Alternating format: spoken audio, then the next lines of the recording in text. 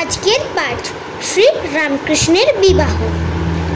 কামারপুকুরে চন্দ্রমণির কাছে খবর পৌঁছালো যে তার ছেলে পাগল হয়ে গিয়েছে, কাজকর্ম করে না, দিনরাত শুধু মা মা বলে বা রঘুবীর রঘুবীর বলে কাঁদে।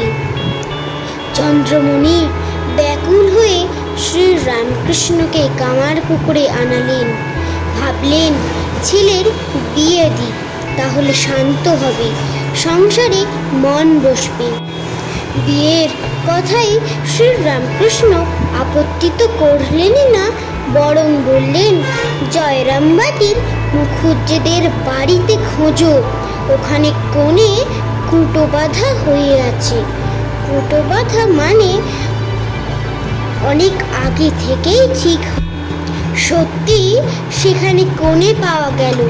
জয়রামবাটির রামচন্দ্র মুখোপাধ্যায়ের 5 বছরের কন্যা সারদামণির সঙ্গে 24 বছরের শ্রী রামকৃষ্ণের বিয়ে হয়ে গেল। চন্দ্রমণি গরিব, বৌমাকে গয়না কোত্থেকে দেবেন? লাহাবাবুদের বাড়ি থেকে গয়না ধার নেওয়া হলো, বিয়ের পর ফেরত দেওয়া যাবে, তাই দিয়ে সাজিয়ে সারদা দেবীকে কামারপুকুরে নিয়ে আসা হলো। গয়না ফেরত দিতে হবে। চন্দ্রমণি ভেবে আকুল, ওইটুকু মেয়ের গা থেকে কোন প্রাণে গয়না খুলবেন?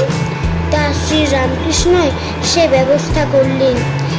রাত্রে সারদা দেবী ঘুমোলেন, তার গা থেকে গয়নাগুলি খুলে নিলেন। শ্রী রামকৃষ্ণ সারদা দেবীকে পরে অনেক গয়না গড়িয়ে দিয়েছিলেন।